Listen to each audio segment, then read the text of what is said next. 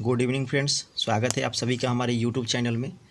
आज हम देखेंगे सेट नंबर 6 को, जो कि कंडक्ट किया गया था पेपर 30 दिसंबर 2020 के शिफ्ट 2 को। तो सारे क्वेश्चन ये जो हैं ग्रेजुएट लेवल पे पूछे गए हैं, इसलिए मुझे बहुत अच्छा लग रहा है ये इसको डिस्कशन करते हुए। आप भी इससे डिस्कशन सुन करके संतुष्ट हो रहे होंगे और उम्मीद करते हैं कि मुख्य मुख्य पॉइंट को आप कॉपी पे जरूर नोट कर रहे होंगे। सभी लोगों को एक बार फिर से गुड इवनिंग, ठीक ना। सभी लोग शाम के 8 बजे जुड़ जाइए और जो लोग भी चैनल पे पहली बार हैं सब्सक्राइब करके साथ ही साथ नोटिफिकेशन वाले बेल आइकन को प्रेस कर लीजिएगा, ठीक है। चलिए बिना देर के हुए डिस्कशन को स्टार्ट करते हैं और आज का ये पहला क्वेश्चन देखते हैं। जो पहला सेशन होगा वो सामान्य विज्ञान का सेशन होने जा रहा है, ठीक है बात। चलिए आज का जो पहला क्वेश्चन है वो दिया गया है सर कि 1 विलयन चॉक पाउडर के साथ अभिक्रिया करने पर एक गैस का निर्माण करता है जिससे चूने के पानी का रंग जो होता है वो दूधिया हो जाता है। उस विलयन में आखिर क्या होता है? तो ध्यान रखेंगे वो जो विलयन होता है उसमें हाइड्रोक्लोरिक एसिड होता है, यानी कह सकते हैं कि HCl उसका उस विलयन में होता है, ठीक है। ध्यान रखेंगे HCl यानी हाइड्रोक्लोरिक एसिड को, यानी हाइड्रोक्लोरिक अम्ल को एक अन्य नाम से भी जाना जाता है, जिसे का नाम क्या है तो म्यूरेटिक अम्ल होता है। क्या होता है? म्यूरेटिक अम्ल होता है। बात कर दे थोड़ा सा NaCl के बारे में, तो NaCl क्या होता है तो सोडियम क्लोराइड होता है, जो कि साधारण नमक के नाम से जाना जाता है, ठीक है। अगर बात कर ले हम MgCl2 के बारे में, तो MgCl2 आप लोग कमेंट करके बताइएगा। हमने 2 का बता दिया, हम एक MgOH का होल ट्वाइस रहता तो हम आपको बता देते हैं कि MgOH का होल ट्वाइस किसे कहा जाता है तो मिल्क ऑफ मैग्नीशिया को कहा जाता है। आप जरूर बताएंगे कमेंट करके कि MgCl2 ये किसका रासायनिक नाम है, ठीक है। रासायनिक सूत्र, इसका रासायनिक नाम क्या है। अब हम थोड़ा सा बात कर लेते हैं एसिड पे। जो अम्ल होता है वो धातु से अभिक्रिया करके लवण तथा हाइड्रोजन गैस देता है। देखिए कंफ्यूज नहीं होइएगा, जो अम्ल होता है वो धातु से अभिक्रिया करेगा, तो जब धातु से अभिक्रिया करेगा तो लवण और प्लस के हाइड्रोजन गैस देगा। क्या देगा? लवण देगा और प्लस में हाइड्रोजन गैस देगा। ये बातें ध्यान रखेंगे। लेकिन वही अम्ल जब धातु से अभिक्रिया करके लवण और तो हाइड्रोजन गैस देता है, लेकिन वही अम्ल जो है वो क्षार से अभिक्रिया करेगा तो याद रखेंगे क्या देता है तो लवण प्लस के जल देता है। क्या देता है? तो लवण प्लस के जल देता है। ये बातें याद रखेंगे कि अम्ल जब धातु से अभिक्रिया करेगा तो लवण और हाइड्रोजन गैस देगा, लेकिन वही अम्ल जब क्षार से अभिक्रिया करेगा तो ध्यान रखेंगे लवण और जल दोनों आपको देगा। चलिए दूसरे क्वेश्चन पे बढ़ते हैं। दूसरा क्वेश्चन जो है मीथेन का प्रतीक क्या है, तो ध्यान रखेंगे मीथेन का प्रतीक पूछा है, यानी कि उसका नाम पूछा है, रासायनिक सूत्र पूछा हुआ है। तो CH4 जो होता है वो मीथेन को कहा जाता है। और ध्यान रखेंगे मीथेन को कहा जाता है मार्स गैस भी कहा जाता है। मीथेन को क्या कहा जाता है? मार्स गैस कहा जाता है। और ये जो मीथेन है ध्यान रखेंगे कहाँ कहाँ पाया जाता है तो मवेशी, जो भी मवेशी है उसके मुंह में पाया जाता है मीथेन। और दूसरी चीज़ कि ये दलदली भूमि हो गया या फिर धान का खेत हो गया, उसमें मीथेन सबसे ज़्यादा पाया जाता है। बात कर ले खदान के दृष्टिकोण से, तो जब कोयला की खदान में जाइएगा तो कोयला के खदान में भी मुख्य विस्फोट जो होता है, मुख्य कारण जो होता है वो मीथेन ही होता है। अब बात कर लेते हैं थोड़ा सा कि मीथेन जो होता है वो किस श्रेणी का यौगिक है।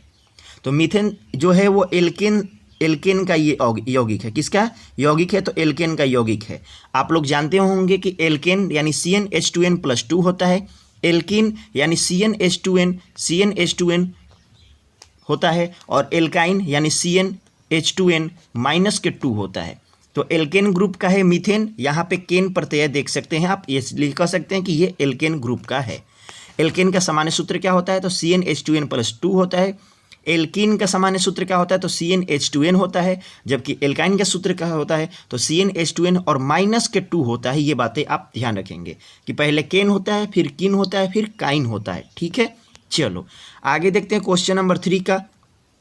आज जो होगा सेट में टोटल 32 क्वेश्चन होंगे, ये बातें आप ध्यान रखेंगे, ठीक है। चलो देखते हैं क्वेश्चन नंबर 3। कंप्यूटर फील्ड में OLE का विस्तार क्या है? OLE का फुल फॉर्म क्या है? तो ध्यान रखेंगे OLE का जो फुल फॉर्म होता है वो ऑब्जेक्ट लिंकिंग एंड एम्बेडिंग होता है, जो कि किस ऑप्शन में दिया हुआ है? ऑप्शन नंबर A में दिया हुआ है कि ऑब्जेक्ट लिंकिंग एंड एम्बेडिंग होता है इसका फुल फॉर्म। लेकिन बात कर ले थोड़ा सा कि OCR का फुल फॉर्म क्या होता है, जो आपसे पूछा जाता है। OCR का फुल फॉर्म जो होता है ऑप्टिकल कैरेक्टर रिकॉग्निशन होता है। क्या होता है? ऑप्टिकल कैरेक्टर रिकॉग्निशन होता है। ये बातें आप ध्यान रखेंगे। लेकिन वहीं पे आप OMR सीट पे आप पेपर देते आ रहे हो तो OMR का फुल फॉर्म क्या होता है? तो OMR का जो फुल फॉर्म होता है वो होता है ऑप्टिकल मार्क रीडर होता है। क्या होता है? ऑप्टिकल मार्क रीडर होता है OMR का फुल फॉर्म, जबकि OCR का फुल फॉर्म क्या होता है, तो आप लोगों ने देखा ऑप्टिकल कैरेक्टर रिकॉग्निशन होता है, जबकि OLE का फुल फॉर्म क्या होता है, तो ऑब्जेक्ट लिंकिंग एंड एम्बेडिंग होता है। ये बातें ध्यान रखेंगे। थोड़ा सा अपने दोस्त मित्र को शेयर कर देंगे, और जितने भी लोग लाइक नहीं किए हैं सभी लोग लाइक जरूर करते हैं, ठीक है। चलिए क्वेश्चन नंबर 4 में दिया गया है सर कि बल का SI यूनिट क्या होता है। तो ध्यान रखेंगे, बल का SI यूनिट जो होता है वो न्यूटन होता है। बल का SI यूनिट जो होता है वो न्यूटन होता है, लेकिन बल का CGS यूनिट जो होता है ना वो डाइन होता है। ये जो डाइन है वो CGS यूनिट है, डाइन जो है वो CGS यूनिट है, कन्फ्यूज नहीं करेंगे। लेकिन बल का SI यूनिट पूछा है तो SI यूनिट क्या हो जाएगा आपका, न्यूटन हो जाएगा। क्या होगा, न्यूटन हो जाएगा। जबकि बात करें पास्कल किसका SI यूनिट है, तो पास्कल जो है वो प्रेशर का है, यानी कह सकते हैं कि दाब का SI यूनिट क्या है, तो दाब का SI यूनिट जो होता है वो पास्कल होता है। ठीक है, बात समझ गए। चलिए यहाँ से एक और क्वेश्चन देता है प्रकाश वर्ष के बारे में कि प्रकाश वर्ष क्या है, तो खगोलीय दूरी व्यक्त करने की इकाई जो है वो प्रकाश वर्ष कहलाती है। खगोलीय दूरी व्यक्त करने की जो इकाई कहलाती है वो आपको प्रकाश वर्ष कहलाता है। ये बातें समझ सकते हैं, ठीक है। चलो देखो, 1 न्यूटन बराबर क्या होता है, तो 1 न्यूटन बराबर जो होता है वो 10 के पावर 5 डाइन के बराबर होता है। 1 न्यूटन बराबर क्या होता है सर जी, तो 10 के पावर 5 डाइन के बराबर होता है। ये बातें ध्यान रखेंगे। आइए अगला क्वेश्चन नंबर 5 पे बढ़ते हैं सर। क्वेश्चन नंबर 5 में दिया केल्विन पैमाने पर पानी का हिमांक क्या होता है। तो केल्विन पैमाने पर पानी का हिमांक अगर आप जान रहे हैं तो हर क्वेश्चन को 2 से 3 सेकंड में लगाने का यहाँ पे प्रयास कीजिए। कमेंट बॉक्स में हम बिल्कुल नज़र डाले हुए हैं, ठीक है। चलो, केल्विन पैमाने पर पानी का जो हिमांक होता है वो होता है 273.15 केल्विन होता है। क्या होता है दोस्तों, 273.15 केल्विन होता है। ये बातें आप ध्यान रखेंगे। जैसे क्वेश्चन में यहाँ पे देता है कि पानी का त्रिक बिंदु देता है, कि पानी का त्रिक बिंदु तो यही होता है 273.15 या 16 भी कह सकते हैं। लेकिन बात करें सेल्सियस या सेंटीग्रेड में तो 0.01 डिग्री सी जो होता है वो पानी का त्रिक बिंदु कहलाता है। ये किसमें, तो सेल्सियस फॉर्मेट में ये कहलाता है, ठीक है। बात देखो, सेल्सियस पैमाने पर जो पानी का हिमांक होता है, सेल्सियस पैमाने पर जो पानी का हिमांक होता है वो होता है 0 डिग्री। क्या होता है, 0 डिग्री हिमांक होता है। जबकि क्वथनांक कितना होता है, तो पानी का क्वथनांक जो होता है वो 100 डिग्री सी होता है। क्या होता है, 100 डिग्री सी होता है। ध्यान रखेंगे, क्वथनांक, ये क्वथनांक है और ये हमने हिमांक बताया है, ये हमने हिमांक बताया है। ये बातें आप जरूर ध्यान रखेंगे। पानी का त्रिक बिंदु 273.15 या 16 केल्विन में हुआ, सेल्सियस में 0.01 डिग्री सी हुआ, और पानी का हिमांक बिंदु 0 डिग्री सी हुआ, और पानी का क्वथनांक 100 डिग्री सी हुआ। यहाँ से जो हमेशा क्वेश्चन पूछता है वो हमने आपको बता दी है, ठीक है। चलिए अगला क्वेश्चन नंबर 6 देखते हैं क्या दिया गया है। क्वेश्चन नंबर 6 में दिया गया है सर, क्या दिया गया है कि भारत का पहला उपग्रह आर्यभट्ट अंतरिक्ष यान कब प्रक्षेपित किया गया था। तो ध्यान रखेंगे, भारत का जो पहला आर्यभट्ट अंतरिक्ष यान जो प्रक्षेपित किया गया था वो 19 अप्रैल 1975 को ये किया गया था। यानी कह सकते हैं कि ऑप्शन नंबर ए इसका राइट आंसर हो जाएगा। बात कर लेते थोड़ा सा कि भारत का प्रथम परमाणु रिएक्टर कौन था। तो भारत का प्रथम परमाणु रिएक्टर जो था वो कौन था, तो याद रखेंगे कि अप्सरा था। कौन था, अप्सरा था। ये बातें याद रखेंगे। लेकिन वही क्वेश्चन देगा कि भारत का प्रथम प्रक्षेपास्त्र कौन था। तो भारत का जो प्रथम प्रक्षेपास्त्र था वो याद रखेंगे वो पृथ्वी था। क्या था, पृथ्वी था। ये बातें याद रखेंगे। यहाँ से एक सबसे ज़्यादा क्वेश्चन पूछा जाता है कि राकेश शर्मा एक अंतरिक्ष यात्री हैं। राकेश शर्मा ने अंतरिक्ष की यात्रा कब किया। तो राकेश शर्मा ने अंतरिक्ष का यह जो यात्रा किया उन्होंने किया 1984 में, माफ़ कीजिएगा 1984 में, 1934 गलती से हो गया, ठीक ना। 1984 आप याद रखेंगे। क्या याद रखेंगे, 1984 में राकेश शर्मा जो थे वो अंतरिक्ष की यात्रा किए थे, ठीक है। चलिए अगला जो क्वेश्चन दिया गया है, क्वेश्चन नंबर 7 दिया गया है। आप जल्दी से कमेंट करें इसका कि राइट आंसर क्या होगा आपका। चलिए सभी लोगों को गुड इवनिंग, ठीक ना। चलिए, कोशिका का खोज किसने किया था। तो याद रखेंगे कोशिका का खोज जो है वो रॉबर्ट हुक के द्वारा किया गया था। किसके द्वारा किया गया था, रॉबर्ट हुक के द्वारा किया गया था। बात कर लेते थोड़ा सा कोशिका के ऊपर में, सेल के ऊपर में कि सेल क्या होता है। तो याद रखेंगे जीवन की सबसे छोटी कार्यात्मक और रचनात्मक इकाई क्या होती है, तो कोशिका होती है। ये बातें जरूर ध्यान रखेंगे। जो मुख्य बिंदु आपके दृष्टिकोण से लग रहे हैं वो सभी को एक जगह कॉपी पेन पर अवश्य नोट करते चले, ठीक है। देखिए कोशिका का खोज किसने किया, रॉबर्ट हुक ने किया, ठीक है। कोशिका क्या होता है, तो जीवन की सबसे छोटी कार्यात्मक एवं संरचनात्मक इकाई आपकी कोशिका होती है। बात कर लेते कोशिका का अध्ययन किस में किया जाता है। तो कोशिका का जो अध्ययन किया जाता है वो साइटोलॉजी में किया जाता है। किस में किया जाता है, याद रखेंगे साइटोलॉजी में कोशिका का अध्ययन किया जाता है।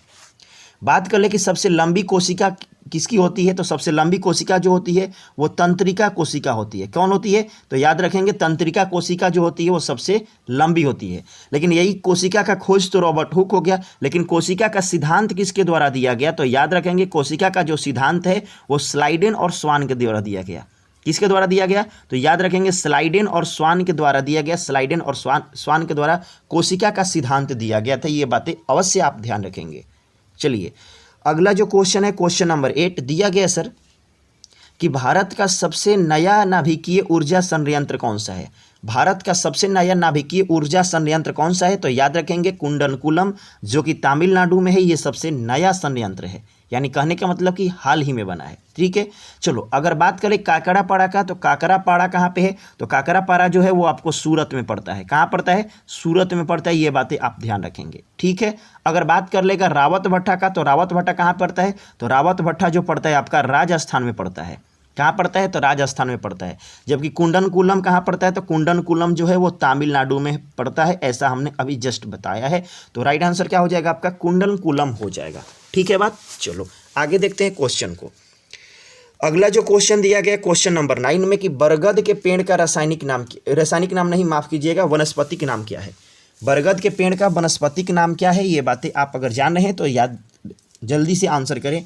तो राइट आंसर क्या हो जाएगा? फाइकस बेंथालिसिस इसका राइट आंसर हो जाएगा। फाइकस बेंथालिसिस इसका राइट आंसर हो जाएगा। ठीक है, क्या हो जाएगा बरगद के पेड़ का वैज्ञानिक नाम? तो फाइकस बेंथालिसिस हो जाएगा। फाइकस बेंथालिसिस, यानी ऑप्शन नंबर सी आप कर सकते हैं कि इसका राइट आंसर होगा। यहाँ से जो और पूछता है क्वेश्चन, क्या पूछता है? तो याद रखेंगे कि तुलसी का वैज्ञानिक नाम क्या होता है? तो तुलसी का जो वनस्पतिक नाम, थोड़ी सी मिस्टेक हो जाती है इसके लिए सॉरी।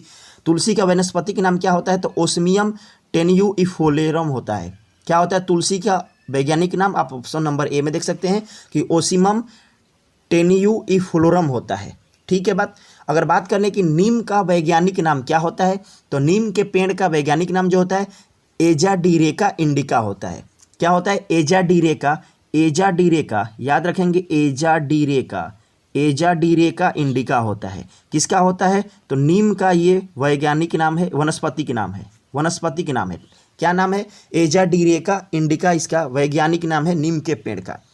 लेकिन बात कर ले थोड़ा सा कि पीपल का पेड़ का वनस्पतिक नाम क्या होता है? तो पीपल के पेड़ का वनस्पतिक नाम जो होता है वो फाइकस रिलीजियोसा होता है। क्या होता है? फाइकस रिलीजियोसा होता है। ये पीपल का पेड़ का वनस्पतिक नाम है। पीपल का पेड़ का वनस्पतिक नाम है। ठीक है, चलिए तो बरगद के पेड़ का वनस्पति नाम क्या है? तो फाइकस बेंथालिसिस है। जबकि बात कर ले तुलसी का, तो तुलसी का वैज्ञानिक नाम क्या है, वनस्पतिक नाम क्या है? तो ओसिमम टेन्यूफ्लोरम है, जो कि ऑप्शन नंबर ए में दिया गया है। ये हो जाएगा।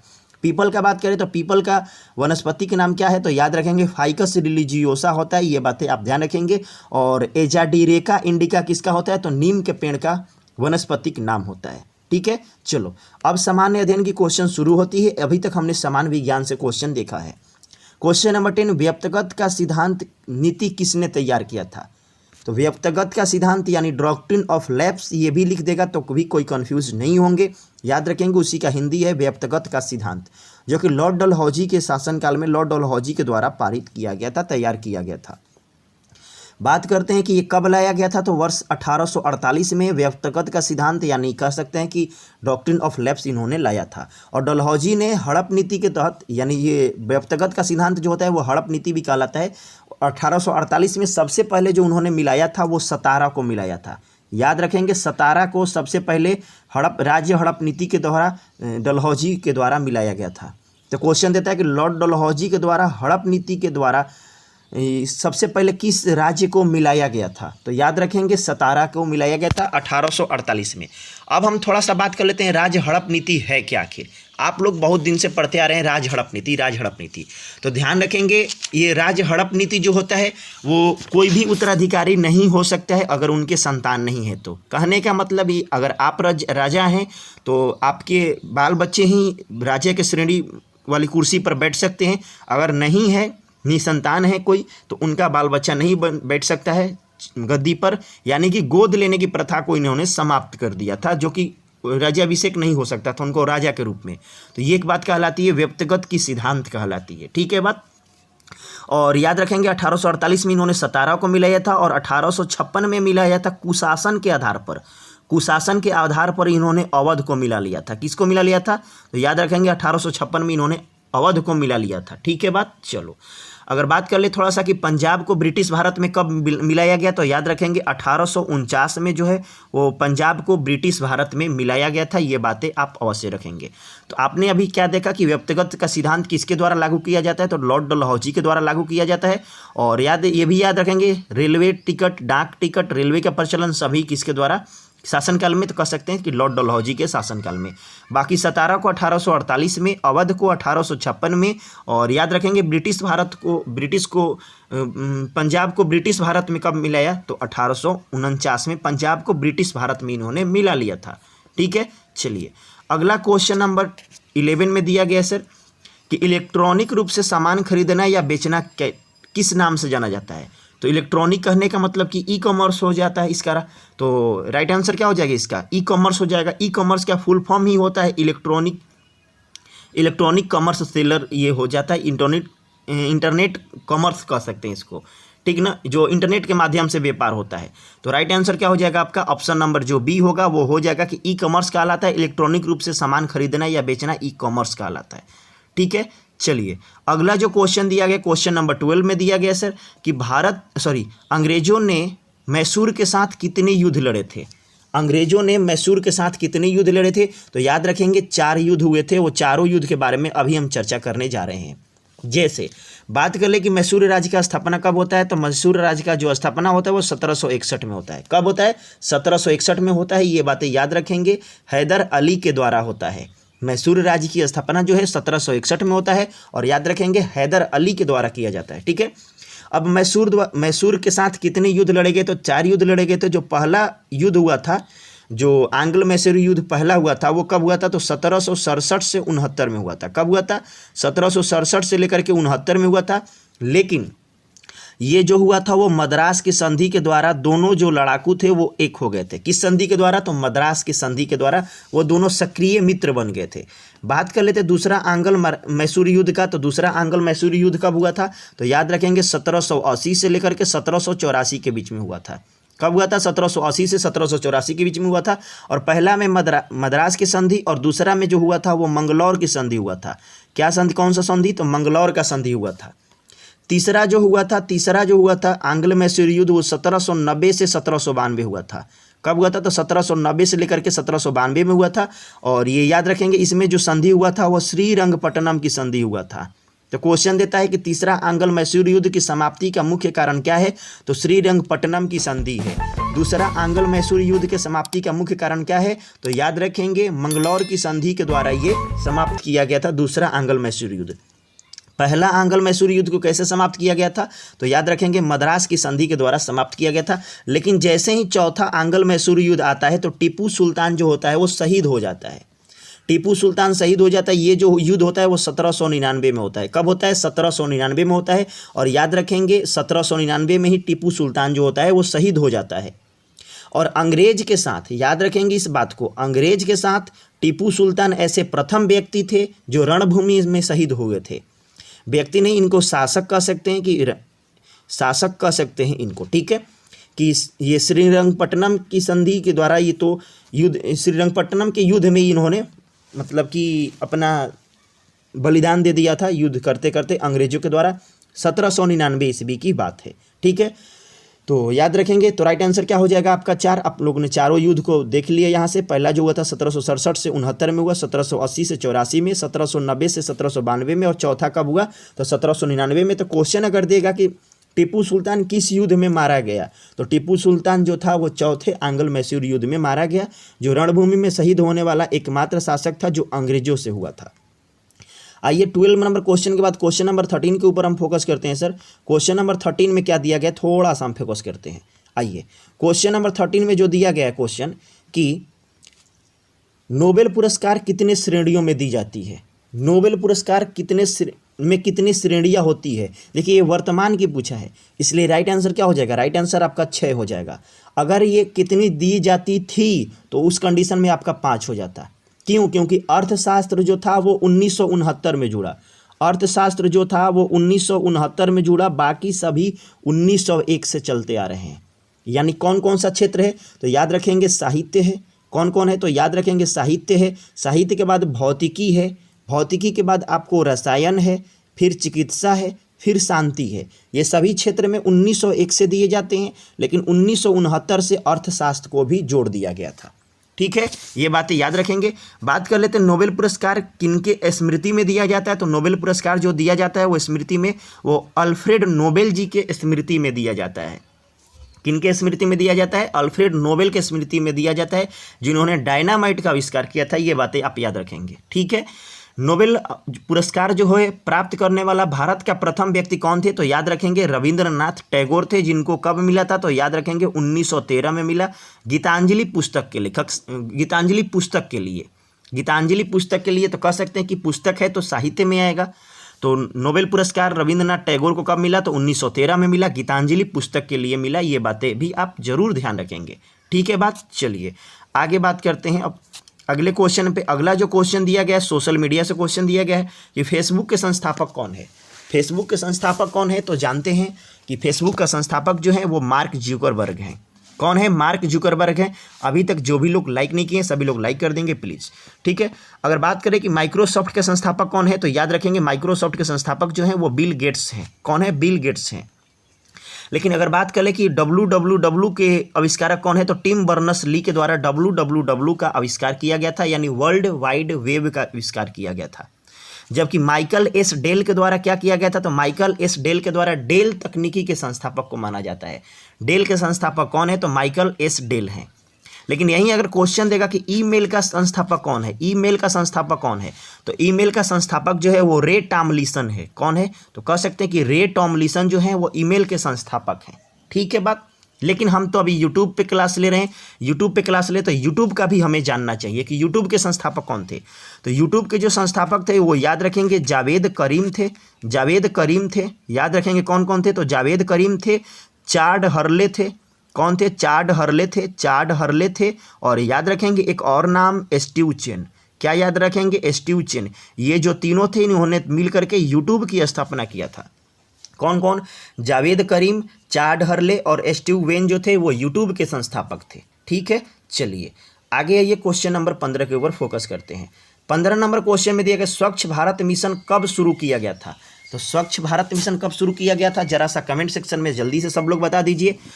तो इसका राइट आंसर क्या हो जाएगा, 2 अक्टूबर 2014 हो जाएगा। यानी कह सकते हैं कि ऑप्शन नंबर ए इसका राइट आंसर हो जाएगा। क्या हो जाएगा, ऑप्शन नंबर ए इसका राइट आंसर हो जाएगा। स्वच्छ भारत मिशन के ऊपर थोड़ा सा हम चर्चा करना चाहेंगे, क्योंकि ये महात्मा गांधी पे ये स्टार्ट हुआ था जन्मदिन पर। महात्मा गांधी के जन्मदिन पर कौन सा मिशन स्टार्ट हुआ था, तो याद रखेंगे स्वच्छ भारत मिशन स्टार्ट हुआ था। ये बातें जरूर याद रखेंगे। क्यों, क्योंकि गांधी जी का सपना था कि मेरा भारत जो है वो स्वच्छ बने। और याद रखेंगे ये स्वच्छ भारत मिशन का जो है वो इमेज देखने को मिलता है किस भारतीय नोट पर, तो 2000 रुपये के भारतीय नोट पर। ध्यान रखिएगा गांधी जी के दोनों चश्मे के शीशे पर एक पे स्वच्छ और एक पे भारत लिखा जाता है। ठीक है, तो स्वच्छ भारत मिशन का ये क्या बोलते हैं चित्र देखने को कहाँ मिलता है, तो 2000 के नोट पर हमें देखने को मिलता है। ये बातें आप जरूर ध्यान रखेंगे। अगला जो क्वेश्चन दिया गया, क्वेश्चन नंबर 16 में दिया गया है सर कि दहेज प्रतिषेध अधिनियम कब लागू किया गया था। तो दहेज प्रतिषेध अधिनियम 1961 में लागू किया गया था। जो लोग रेगुलर देखते आ रहे हैं उनको ये बातें अच्छे से पता होगी। ठीक है, चलो बात कर लेते थोड़ा सा दहेज के बारे में कि दहेज किस काल से प्रारंभ हुआ है। तो दहेज जो है वो उत्तर वैदिक काल से प्रारंभ होता है। दहेज लेना देना ये जो है उत्तर वैदिक काल से होता है। और वहीं से एक और क्वेश्चन आता है स्त्री धन के बारे में। स्त्री धन जो है वो वैदिक काल की है। किसकी है, वैदिक काल की है। वैदिक काल की है। ये बातें आप जरूर ध्यान रखेंगे। उत्तर वैदिक काल और ऋग्वैदिक काल दो भाग थे। तो उत्तर वैदिक काल में क्या होता है, तो याद रखेंगे दहेज प्रथा जो है स्टार्ट होता है। और जबकि स्त्री धन क्या होता है, तो वैदिक काल में ये लागू होता है। अच्छा, स्त्री धन क्या होता है, तो स्त्री धन वह धन होता है जो जिस महिला को जो चीज़ भी दिया गया उसी पर अधिकार रहेगा, वही आपका कहलाता है स्त्री धन कहलाता है। आइए अगला क्वेश्चन नंबर 17 देखते हैं सर। 17 नंबर क्वेश्चन में क्या मेंशन किया गया है एग्जामिनर के द्वारा। क्वेश्चन नंबर 17 में दिया गया है कि 2011 की जनगणना के अनुसार भारत का सर्वाधिक साक्षर राज्य कौन सा है। भारत का सर्वाधिक साक्षर राज्य है तो सब लोग जानते होंगे कि केरला से ज़्यादा साक्षर राज्य कौन नहीं है। लेकिन पहले स्थान पे केरल है, दूसरे स्थान पे कौन है तो याद रखेंगे दूसरे स्थान पे मिजोरम है, और तीसरे स्थान पे कौन है तो कह सकते हैं कि तीसरे स्थान पे जो है साक्षर के दृष्टिकोण से गोवा है। ये हाईएस्ट है, याद रखेंगे, ये हाईएस्ट है, ये बातें याद रखेंगे। लेकिन बात कर लें मिनिमम, ये क्या बोलते हैं मिनिमम साक्षरता के बारे में, तो मिनिमम में सबसे पहले कौन आएगा, बिहार आएगा। बिहार के बाद आपको अरुणाचल प्रदेश आएगा, अरुणाचल प्रदेश के बाद आपको राजस्थान आएगा, और राजस्थान के बाद आपको झारखंड देखने को मिल जाएगा। ठीक है, यानी सबसे मिनिमम क्वालिफिकेशन कहाँ पे है तो कह सकते हैं कि बिहार में है। बिहार में कितना है तो तकरीबन 64% है, जबकि राजस्थान में 66% ही ये है। ठीक है, चलो अगर यहाँ से क्वेश्चन और देता है कि 2011 की जनगणना के अनुसार संपूर्ण भारत का साक्षरता दर कितना था, तो 2011 के जनगणना के अनुसार संपूर्ण भारत का जो साक्षरता दर था वो जो था वो 74.04% था। क्या था, 74.04% था। ये बातें आप जरूर ध्यान रखेंगे। अगला जो क्वेश्चन दिया गया, क्वेश्चन नंबर 18 में दिया गया सर कि कोलेरू झील किस भारतीय राज्य में स्थित है, तो कोलेरू झील जो है वो याद रखेंगे आंध्र प्रदेश में स्थित है। कहाँ पे है, आंध्र प्रदेश में है। बात कर लेते हैं यहाँ से 8-10 झील के बारे में, जहाँ से क्वेश्चन हर बार देता है कि पेरियार झील कहाँ पे, तो याद रखेंगे पेरियार झील जो है वो केरल में है, ध्यान रखेंगे। लोनार झील कहाँ है, तो लोनार झील जो है वो महाराष्ट्र में है, लोनार झील। बात कर ले कि चिल्का झील कहाँ पे है, तो चिल्का झील जो है वो आपको उड़ीसा में पड़ता है, चिल्का झील आपको उड़ीसा में पड़ता है। हुसैन सागर झील जो पड़ता है वो आपको आंध्र प्रदेश में पड़ता है। जबकि डिंडवाना झील कहाँ पड़ता है, तो डिंडवाना झील जो पड़ता है वो आपको राजस्थान में पड़ता है। लोकटक झील कहाँ पड़ता है, तो लोकटक झील जो है वो मणिपुर में पड़ता है। कहाँ पड़ता है, लोकटक झील मणिपुर में पड़ता है। और पुलिकट, लोकटक और पुलिकट में कन्फ्यूज नहीं होइएगा, लोकटक मणिपुर में, जबकि पुलिकट आपको तमिलनाडु में पड़ता है। कहाँ पड़ता है, तमिलनाडु पड़ता है। और लास्ट के याद रखिएगा खुरपताल झील, खुरपताल झील, तो याद रखेंगे जिस झील के अंत में ताल लगल रहेगा लगभग उसका क्षेत्र कहाँ जाता है, उत्तराखंड जाता है। ये बातें आप ऐसे भी ध्यान रख सकते हैं। ठीक है, चलिए आगे बढ़ते हैं। क्वेश्चन नंबर 19 के ऊपर फोकस करते हैं सर कि गद्दार पार्टी के सह संस्थापक कौन थे, तो गद्दार पार्टी के सह संस्थापक जो थे वो लाला हरदयाल जी थे। कौन थे, लाला हरदयाल जी थे। यानी राइट आंसर क्या हो जाएगा, ऑप्शन नंबर बी हो जाएगा। इसका स्थापना कब हुआ था, तो याद रखेंगे 1913 में हुआ था इसका स्थापना। और कहाँ पर हुआ था, तो याद रखेंगे सैन फ्रांसिस्को में हुआ था। कहाँ पे हुआ था, सैन फ्रांसिस्को में हुआ था। लेकिन क्वेश्चन देगा कि गदर पार्टी के प्रथम अध्यक्ष कौन थे, तो गदर पार्टी के जो प्रथम अध्यक्ष थे वो थे सोहन सिंह थे। कौन थे, याद रखेंगे सोहन सिंह भागखाना इनका पूरा नाम था, सोहन सिंह भी आप याद रख सकते हैं। ठीक है, अगर बात करें कि ये गदर पार्टी के मंत्री के रूप में किसे चुना गया था, तो याद रखें मंत्री के रूप में लाला हरदयाल जो कि प्रथम मंत्री हुए, और कांसीराम जो थे वो प्रथम कोषाध्यक्ष बने थे। और 1913 में जब गदर पार्टी का स्थापना हुआ था तो इसका प्रथम अंक अखबार जो निकला था वो किस भाषा में निकला था, तो याद रखेंगे उर्दू भाषा में निकला था। गदर पार्टी का पहला अंक जो निकला था, जिसके प्रथम पृष्ठ पर लिखा होता था, क्या लिखा होता था, तो अंग्रेजी राज्य का कच्चा चिट्ठा। क्या लिखा होता था, तो अंग्रेजी राज्य का कच्चा चिट्ठा। यह बातें आप ध्यान रखेंगे। ठीक है, थोड़ा सा हम बात कर लेते हैं गोपाल कृष्ण गोखले जी के बारे में। इन्होंने बहुत बड़ा योगदान दिया है। इन्होंने भारत सेवक संघ का स्थापना किया है 1905 में। कब किया इन्होंने, तो 1905 में भारत सेवक संघ की स्थापना किया गोपाल कृष्ण गोखले जी के द्वारा। आइए क्वेश्चन नंबर 20 के ऊपर फोकस करते हैं सर। 20 नंबर क्वेश्चन में क्या दिया गया है, फटाफट से रिवीजन करते हैं। 1931 में निम्नलिखित में से कौन इंडियन नेशनल कांग्रेस के अध्यक्ष थे। 1931 का अधिवेशन हुआ था कहाँ पे, तो याद रखेंगे कराची का अधिवेशन हुआ था। कहाँ पे याद रखेंगे, कराची का अधिवेशन हुआ था। ये बातें आप याद रखेंगे, कराची में हुआ था। और यहीं 1931 का जो कराची अधिवेशन है, क्वेश्चन इसलिए महत्वपूर्ण बन जाता है क्योंकि 1931 के कराची अधिवेशन में ही मौलिक अधिकार और आर्थिक अधिकार संबंधी प्रस्ताव पारित किए गए थे। और उस जिसका अध्यक्षता किसके द्वारा किया गया था, तो सरदार वल्लभ भाई पटेल जी के द्वारा किया गया था। किन के द्वारा किया गया था, सरदार वल्लभ भाई पटेल जी के द्वारा किया गया था। 1931 का जो कराची का अधिवेशन हुआ था उसी में मौलिक अधिकार और आर्थिक अधिकार के प्रस्ताव पेश किए गए थे। लेकिन थोड़ा सा बात करते हैं नेल्ली सेन गुप्ता जी के बारे में। तो ये जो थे वो संपूर्ण भारत की तीसरी महिला थी, लेकिन भारतीय के दृष्टिकोण से इनका जो स्थान था वो दूसरा था अध्यक्षता करने में। यानी जानते हैं कि भारतीय राष्ट्रीय कांग्रेस की प्रथम महिला अध्यक्ष कौन थी, तो प्रथम महिला अध्यक्ष जो थी वो एनी बेसेंट थी। जबकि प्रथम भारतीय महिला अध्यक्ष कौन थी, भारतीय लगा देगा तो आपको राइट आंसर क्या हो जाएगा, तो याद रखेंगे सरोजनी नायडू थी। और सरोजनी नायडू के बाद दूसरी भारतीय महिला जिन्होंने कांग्रेस का अध्यक्षता किया था, तो याद रखेंगे उस कंडीशन में नेल्ली सेनगुप्ता हो जाएगा। यानी संपूर्ण भारत में कांग्रेस का अध्यक्षता करने वाली ये तीसरी महिला हुई। बाकी भारतीयता के दृष्टिकोण से इन्होंने दूसरा बार मतलब दूसरी ये महिला थी।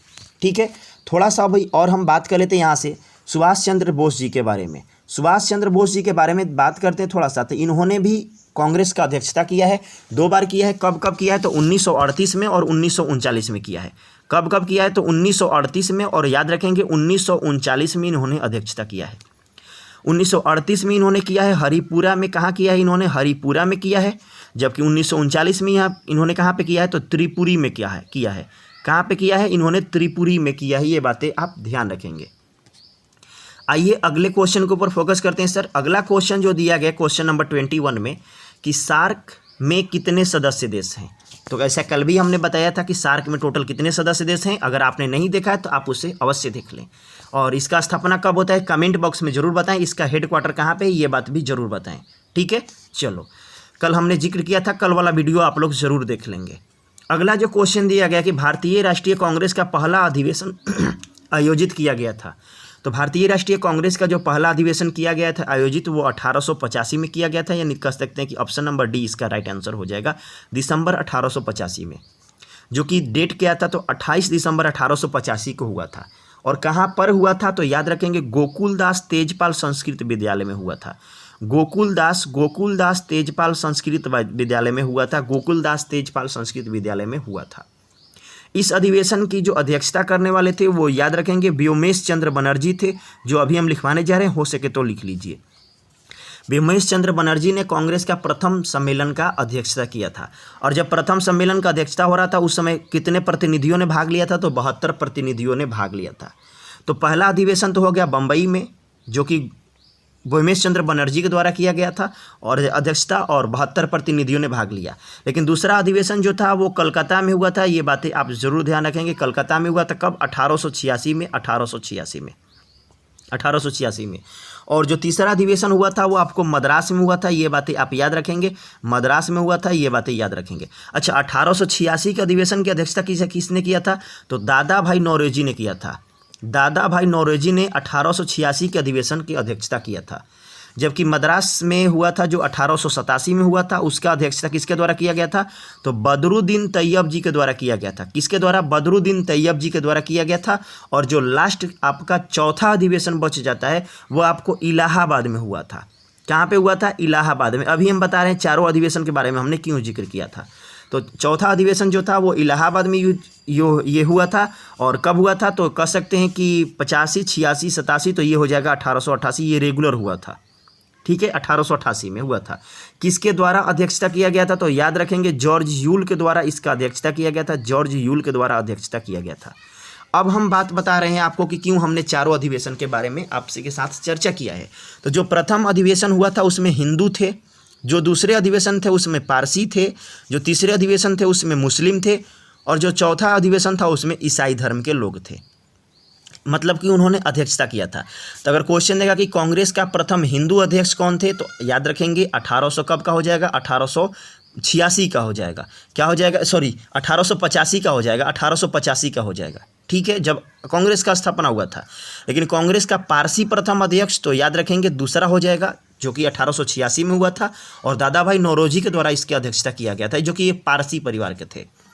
बात करें कि कांग्रेस का प्रथम मुस्लिम अध्यक्ष कौन थे, तो बदरुद्दीन तैयब जी थे, जो कि 1887 में और मद्रास में वो हुआ था, उसका अध्यक्षता उन्होंने किया था। और कांग्रेस का प्रथम ईसाई अध्यक्ष कौन थे, तो ये बातें याद रखेंगे 1888 में इलाहाबाद और जॉर्ज यूल के द्वारा किया गया था। आइए आगे बढ़ते हैं, अगला क्वेश्चन को देखते हैं क्या दिया गया है। अगला क्वेश्चन नंबर 23 में दिया गया सर कि भारतीय अंतरिक्ष अनुसंधान समिति का गठन कब हुआ। तो भारतीय अंतरिक्ष अनुसंधान समिति का जो गठन है वो वर्ष 1962 में हो गया है। तो कह सकते हैं कि ऑप्शन नंबर बी इसका राइट आंसर हो जाएगा। क्या हो जाएगा, वर्ष 1962 इसका राइट आंसर हो जाएगा। बात करते हैं कि भारतीय अंतरिक्ष कार्यक्रम की शुरुआत कब होती है। तो भारतीय अंतरिक्ष कार्यक्रम की जो शुरुआत होती है वो 1963 में होती है। कहाँ से होती है? तो याद रखेंगे तिरुवनंतपुरम से होती है। कहाँ से होती है? तो तिरुवनंतपुरम से होती है। तिरुवनंतपुरम के मैकडेलन चर्च से होती है। कहाँ से होती है? मैकडेलन चर्च से होती है। कहाँ से होती है? मैकडेलन चर्च से होती है। ये बातें आप अवश्य ध्यान रखेंगे। थोड़ा सा बात कर ले कि भारतीय अंतरिक्ष कार्यक्रम का जनक किसे कहा जाता है? तो याद रखेंगे विक्रम साराभाई जी को। विक्रम साराभाई जी को भारतीय अंतरिक्ष कार्यक्रम का जनक कहा जाता है। ये बातें आप ध्यान रखेंगे। बात कर ले इसरो का कि Indian space research organisation, ISRO का स्थापना कब होता है? तो इसरो का जो स्थापना होता है वो होता है वर्ष 1969 में होता है। कब होता है? वर्ष 1969 में होता है। ये बातें याद रखेंगे। और अंतरिक्ष में पहला कदम किसने रखा था? तो अंतरिक्ष में पहला कदम जो है वो रूस देश ने रखा था। किस देश ने रखा था? रूस ने रखा था। कब रखा था? 1957 में रखा था। कब रखा था उन्होंने? 1957 में रूस ने पहला कदम अंतरिक्ष में रखा था। तो ये डिस्कशन थी। आइए क्वेश्चन नंबर 24 के ऊपर फोकस करते हैं कि स्वर्णिम चतुर्भुज परियोजना का शुभारंभ किसके द्वारा किया गया था? तो याद रखेंगे स्वर्णिम चतुर्भुज योजना जो है वो 4 महानगर को जोड़ने वाली एक योजना थी, जिसमें दिल्ली, मुंबई, चेन्नई और कोलकाता को जोड़ा गया था। और इस परियोजना का शुभारंभ जो किया गया था वो अटल बिहारी वाजपेयी जी के द्वारा किया गया था। किसके द्वारा किया गया था? तो याद रखेंगे अटल बिहारी वाजपेयी जी के द्वारा किया गया था। ये बातें आप जरूर ध्यान रखेंगे। और ये जो है वो महानगरों को जोड़ने से है। स्वर्णिम चतुर्भुज योजना का निर्माण कार्य पूरा कब पूरा हुआ? तो याद रखेंगे 2012 में निर्माण कार्य इसका जो है पूरा हो गया। लेकिन अभी ये क्वेश्चन देता है कि भारतमाला परियोजना, क्वेश्चन देता है कि भारतमाला परियोजना की शुरुआत कब होती है? तो याद रखेंगे 2017 में भारतमाला परियोजना की शुरुआत होती है। ठीक है, चलिए आगे बात करते हैं क्वेश्चन नंबर 25 की। 25 नंबर क्वेश्चन क्या बोल रहा है कि आर.के. नारायण का पहला उपन्यास इनमें से कौन था? तो आर.के. नारायण का जो पहला उपन्यास था स्वामी एंड फ्रेंड्स था, यानी कह सकते हैं कि ऑप्शन नंबर बी इसका राइट आंसर हो जाएगा। जो कि कब प्रकाशित हुआ था? तो वर्ष 1935 में स्वामी एंड फ्रेंड्स को प्रकाशित किया गया था। इसमें हुआ था क्या, एक स्कूली लड़का था, उसी के ऊपर फोकस किया गया था। और ये बहुत ज़्यादा मनोरंजक वर्णक है, आप इसे पढ़ भी सकते हैं स्वामी एंड फ्रेंड्स पुस्तक को। ठीक ना। बात कर ले थोड़ा सा कि द गाइड पुस्तक के लेखक कौन है? तो द गाइड पुस्तक के जो लेखक हैं वो आर.के. नारायण जी हैं। कौन है? The R K. नारायण जी हैं। ठीक है, चलिए क्वेश्चन नंबर 26 के ऊपर फोकस करते हैं अब कि निम्न में से भूतपूर्व आंध्र प्रदेश का शास्त्रीय नृत्य कौन सा है? तो आंध्र प्रदेश का जो शास्त्रीय नृत्य है तो उसका राइट आंसर क्या हो जाएगा? कुचिपुड़ी। याद रखेंगे कुचिपुड़ी। ठीक है, आंध्र प्रदेश यहाँ से थोड़ा सा याद रखेंगे कोड से कि आंध्र यानी अंधे लोगों की ये बारे में बोल रहा है और अंधे लोग ही कच्चा पूड़ी खा सकते हैं। तो ये कोड करके कर सकते हैं, बाकी कोई भावनाओं पे ना ले इसे। ठीक है, ये सिर्फ याद करने के लिए बताया गया है। भारत में कितने प्रकार के शास्त्रीय नृत्य हैं? तो याद रखेंगे भारत में जो शास्त्रीय नृत्य हैं वो 8 प्रकार के शास्त्रीय नृत्य है। और भरतनाट्यम जो है वो तमिलनाडु का शास्त्रीय नृत्य है। भरतनाट्यम कहाँ का है? तमिलनाडु का है, जो कि भारत का सबसे प्राचीनतम शास्त्रीय नृत्य है। तो अगर क्वेश्चन देगा कि भारत का सबसे प्राचीनतम नृत्य किस राज्य का है, तो याद रखेंगे तमिलनाडु का है। क्यों? क्योंकि वहाँ का है भरतनाट्यम है। मुख्य रूप से तमिलनाडु में भरतनाट्यम की जाती है, ऐसा हमने बोला है। ठीक है बात। अगर बात कर ले कथक के नृत्य के बारे में, तो कथक भी एक प्रकार का नृत्य है जो कि उत्तर भारत में किया जाता है। कहाँ किया जाता है? उत्तर भारत में किया जाता है। ये बातें आप ध्यान रखेंगे। बात कर ले कथकली नृत्य के बारे में, तो कथकली नृत्य जो है वो केरला में किया जाता है। कहाँ पे किया जाता है? तो याद रखेंगे ये केरला का प्रसिद्ध शास्त्रीय नृत्य है। और कथकली केरल का भी है और वहाँ का केरला का एक और भी है मोहिनी अट्टम। केरला का एक और भी है मोहिनी अट्टम और साथ ही साथ याद रखेंगे कथकली भी है। बात कर लेते उड़ीसा का शास्त्रीय नृत्य क्या है? तो इसको आसानी से याद रखेंगे। उड़ीसा का शास्त्रीय नृत्य क्या है? ओडिसी है। क्या है? ओडिसी जो है वो शास्त्रीय नृत्य है उड़ीसा का। और याद रखेंगे मणिपुर का क्या है? तो मणिपुर का बस मणिपुरी हो जाएगा। मणिपुर का क्या हो जाएगा? मणिपुरी हो जाएगा। ये बातें आप ध्यान रखेंगे। ठीक है, लेकिन अगर लास्ट आपसे बात कर ले, जो हर बार क्वेश्चन देता है एग्जाम में कि असम का शास्त्रीय नृत्य क्या है, तो असम का जो शास्त्रीय नृत्य है उसका नाम सत्रिया है। असम का शास्त्रीय नृत्य कौन सा है? तो सत्रिया जो है असम का शास्त्रीय नृत्य है। आइए 28 नंबर क्वेश्चन के बाद क्वेश्चन नंबर हम 29 पे बढ़ जाते हैं। क्वेश्चन नंबर 29 देखते हैं सर कहाँ पे है। आइए क्वेश्चन नंबर 29 के ऊपर फोकस करते हैं सर। जितने भी लोग अभी तक लाइक नहीं किए हैं प्लीज़ कृपा करके सब लोग लाइक कर देंगे। एक लाइक करने में आपको कुछ नहीं जाता सर, ठीक ना। थोड़ा सा मेरे को मोटिवेशन प्रदान करें, लाइक करके, शेयर करके और दोस्त मित्र को बता करके, ठीक ना। थोड़ा सा और अच्छा लगेगा मुझे। आइए क्वेश्चन नंबर 29 के ऊपर फोकस करते हैं। 29 नहीं 27 होना चाहिए, जनरली अभी 27 होना चाहिए। क्वेश्चन छूट रहा है, थोड़ा सा रुक जाएंगे। क्वेश्चन नंबर 27 यहीं पर है, देखो सॉरी इसके लिए 27 नंबर क्वेश्चन क्या दिया गया है, आइए। दिया गया कि राज्यसभा में कितने सदस्य होते हैं। तो राज्यसभा में देखो होते हैं और वर्तमान में ये दोनों अलग अलग घटना है। राज्यसभा में होते हैं तो 250 और वर्तमान में कितने हैं तो याद रखेंगे 245। वर्तमान में कितने हैं 245 और होते कितने हैं 250 हैं। राज्यसभा कहाँ की है भैया, क्या है, कोची है, तो संसद की सबसे उच्च सभा है। हमने बताया था आपको सरला गुलाटी के बारे में, सरला पे याद रखो। स से संसद 79 अनुच्छेद, र से राज्यसभा 80 अनुच्छेद और ल से लोकसभा आपका 81 अनुच्छेद। यानी राज्यसभा का गठन किस अनुच्छेद में, तो याद रखेंगे 80 अनुच्छेद में। और राज्यसभा का गठन ईस्वी में कब हुआ, तो याद रखेंगे 1952 में गठन हुआ। जो कि संसद का उच्च सदन कौन सा है, राज्यसभा जो है संसद का उच्च सदन होता है, ठीक है। और राज्यसभा में सबसे ज़्यादा जो सदस्य हैं वो याद रखेंगे यूपी से निर्वाचित होते हैं। कहाँ से निर्वाचित होते हैं, यूपी से निर्वाचित होते हैं। और याद रखेंगे जो राज्यसभा है इसे प्रतिनिधि सभा के रूप में भी जाना जाता है। किस नाम से, प्रतिनिधि सभा के रूप में भी जाना जाता है। तो राइट आंसर क्या हो जाएगा आपका, राइट आंसर जो हो जाएगा वो 250 हो जाएगा, ठीक है। चलिए अगला जो क्वेश्चन दिया गया, क्वेश्चन नंबर 28 में दिया गया सर कि भारत के संविधान के किस भाग में भारत के नागरिकों के मौलिक अधिकार मौजूद हैं। तो किस भाग में है, तो मौलिक अधिकार जो है वो याद रखेंगे भाग नंबर 3 में है, यानी कह सकते हैं कि ऑप्शन नंबर ए इसका राइट आंसर हो जाएगा। बात कर लेते हैं कि भाग नंबर 1 में क्या है, तो भाग नंबर 1 में है संघ एवं उनके क्षेत्र हैं। क्या है, याद रखेंगे संघ और उसके क्षेत्र हैं, ये बातें आप याद रखेंगे। बात कर लेते हैं भाग 2 में क्या है, तो भाग 2 में जो है वो नागरिकता है।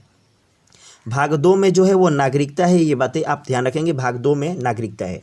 लेकिन बात कर ले कि भाग 4 में क्या है, तो भाग 4 में जो है वो याद रखेंगे राज्य का नीति निर्देशक तत्व है। राज्य का नीति निर्देशक तत्व किस में है, तो ये याद रखेंगे भाग 4 में नीति निर्देशक तत्व हैं, ये बातें याद रखेंगे। और संविधान संशोधन की प्रक्रिया किस भाग में है, तो भाग नंबर जो है वो 20 में संविधान संशोधन की प्रक्रिया है, ये बातें जरूर याद रखेंगे, ठीक है। चलो अगला जो क्वेश्चन है क्वेश्चन नंबर 29 पे ऊपर फोकस करते हैं, थोड़ा सा होल्ड करेंगे सर। अब जो हम करने जा रहे हैं क्वेश्चन नंबर 29 करने जा रहे हैं, ठीक है। कोई भी क्वेश्चन छूटेगा नहीं क्योंकि सारा क्वेश्चन महत्वपूर्ण है। अगला क्वेश्चन नंबर 29 में दिया गया है कि सेवा क्षेत्र किस अर्थव्यवस्था का एक हिस्सा होता है। सेवा क्षेत्र, तो क्षेत्र होते कितने हैं पहले ये हम जानने की कोशिश करते हैं। क्षेत्र होते हैं आपके पास 3, प्राथमिक क्षेत्र, द्वितीयक क्षेत्र और तृतीयक क्षेत्र। ये 3 प्रकार के क्षेत्र होते हैं, ठीक ना। देखो प्राथमिक क्षेत्र में क्या क्या आता है, तो प्राथमिक क्षेत्र में जो आता है आपका कृषि आता है, पशुपालन आता है, वन आता है और मत्स्य आता है। ये सारे, या फिर खान भी कह सकते हैं, कोयला की खान, हीरा की खान, ये सभी किस में आते हैं, तो ये सभी क्या आते हैं, तो प्राथमिक क्षेत्र में क्या क्या आते हैं, कृषि, पशुपालन, वन, मत्स्य और खान, ये भी जो भी आते हैं वो प्राथमिक क्षेत्र में आते हैं। अब हम बात कर लेते हैं द्वितीयक क्षेत्र के बारे में। द्वितीयक क्षेत्र में क्या क्या आते हैं, तो इसमें उद्योग आता है और विनिर्माण वाला क्षेत्र आता है। उद्योग और विनिर्माण वाला क्षेत्र आता है द्वितीयक क्षेत्र में, ठीक है।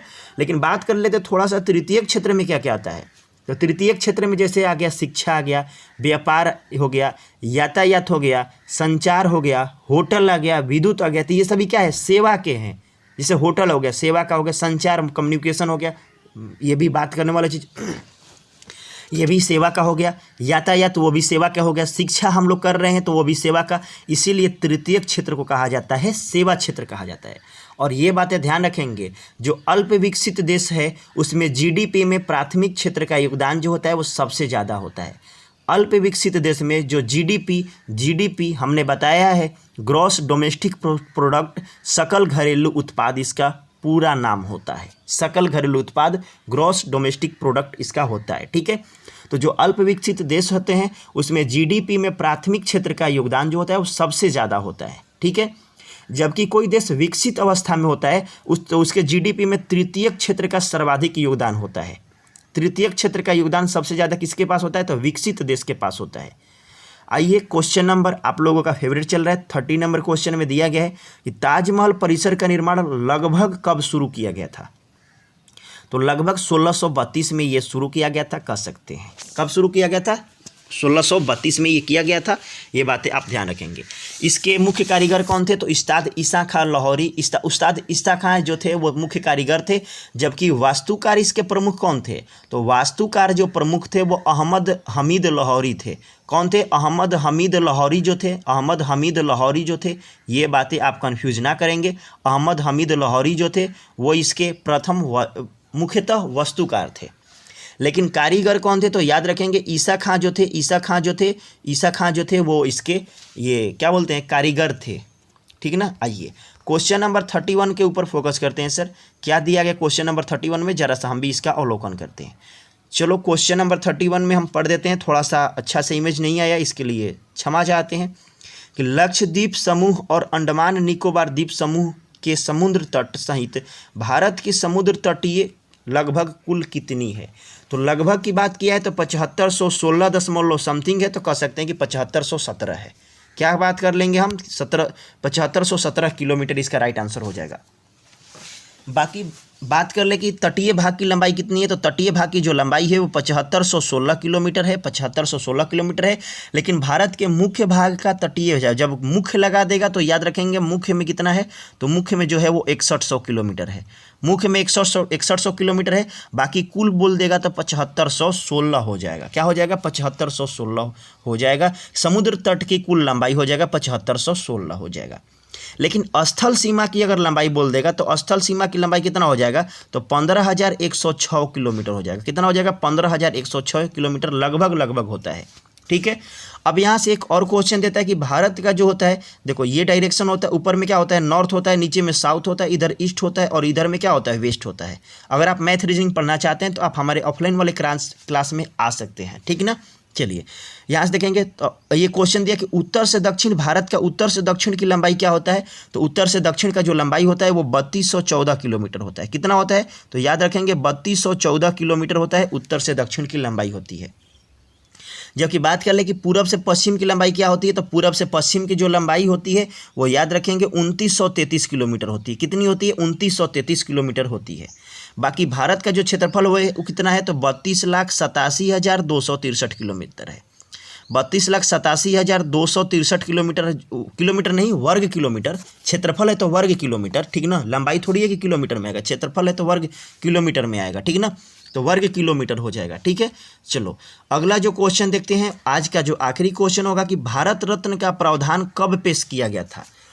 तो भारत रत्न कब से दिया जाता है? तो कह सकते हैं कि भारत रत्न जो दिया जाता है वो वर्ष 1954 से दिया जाता है। यानी right answer of this question guys क्या होगा? ऑप्शन नंबर सी होगा। लेकिन इसमें कुछ ट्विस्ट आता है कि भारत रत्न पुरस्कार को 1977 में बंद कर दिया जाता है जनता दल के द्वारा। कब 1977 में बंद कर दिया जाता है? जनता दल के द्वारा। किसके द्वारा? जनता दल के द्वारा भारत रत्न को बंद कर दिया जाता है। लेकिन जब कांग्रेस आती है तो 1980 में पुनः भारत रत्न को शुरुआत हो जाता है। तो क्वेश्चन देगा कि जनता दल के द्वारा भारत रत्न का समाप्ति कब किया गया था? तो 1977 में। और किसके द्वारा शुरू किया गया था? तो कांग्रेस के द्वारा शुरू किया गया था 3 सालों के बाद 1980 में कह सकते हैं। भारत रत्न पुरस्कार सबसे पहले किसे मिला था? तो याद रखेंगे सर्वपल्ली राधाकृष्णन जी को, या राधाकृष्णन जी को आप याद रखेंगे, राधाकृष्णन जी को, सी राजगोपालाचारी को और सीवी रमन को। राधाकृष्णन को, राजगोपालाचारी को और सीवी रमन जी को, ये 3 लोगों को भारत रत्न सबसे पहले मिला था। ये बातें याद रखेंगे। यहाँ से क्वेश्चन देखता है कि मदर टेरेसा को भारत रत्न कब मिला? तो मदर टेरेसा को जो भारत रत्न मिला है वो वर्ष 1980 में मिला है। ये बातें याद रखेंगे। अब तक 2 ऐसे विदेशी हुए जिनको नोबेल प्राइज, ये भारत रत्न दिया गया है, माफ़ कीजिएगा, भारत रत्न दिया गया है 2 विदेशी नागरिक को। पहला जो थे वो खान अब्दुल गफ्फार खां थे, जिनको 1987 में दिया गया। खान अब्दुल गफ्फार खां को कब दिया गया? याद रखेंगे 1987 में। और नेल्सन मंडेला को कब दिया गया? 1990 में दिया गया। ये बातें आप याद रखेंगे। नेल्सन मंडेला को कब दिया गया? 1990 में दिया गया। तो ये थी आज की ये डिस्कशन। कैसी लगी आप लोग ज़रूर कमेंट करके बताएंगे मुझे, और अपने दोस्त मित्र चाहने वालों को ज़रूर शेयर करेंगे। उम्मीद करते हैं कि सभी लोग इसको अच्छे से एंजॉय किए होंगे और मेन पॉइंट को आप लोग नोट किए होंगे। चलिए सबको गुड नाइट, कल फिर मिलते हैं। देखिए नाम लेने हम नहीं ले रहे हैं, इसके पीछे का रीज़न क्या है कि क्लास डिस्टर्ब हो रही थी नाम लेने में। ठीक है ना। ऐसे फुली कॉन्सनट्रेट होकर के हम लोग फोकस कर रहे हैं पढ़ाई के ऊपर। अगर हम नाम में ही लेते रह जाते तो फिर हम पढ़ा नहीं पाते और आप लोग पढ़ नहीं पाते। ठीक ना। तो इसीलिए नाम लेने वाला प्रावधान मैंने ख़त्म कर दिया है। लास्ट में हम सब लोग को कर देंगे और एक दिन लाइव आ जाएंगे, सप्ताह में एक दिन, उस दिन बातें हो जाएगी आप सभी लोगों से जो भी आपकी इशू होगी। बाकी जो लोग ऑफलाइन वाले ब्रांच में आना चाहते हैं तो आप आ सकते हैं, टेलीग्राम का लिंक दिया गया, वहाँ से आप टेलीग्राम से जुड़ करके मुझे मैसेज भी छोड़ सकते हैं। ठीक है, थैंक यू सो मच। कल फिर आइए आप रात में 8 बजे, ठीक ना, शाम में 8 बजे। और हाँ, इसका PDF चाहिए तो टेलीग्राम वाले ग्रुप को ज़रूर ज्वाइन कर ले, अभी ज्वाइन कर ले, लिंक डिस्क्रिप्शन बॉक्स में डाला गया है। Thank you so much, best of luck.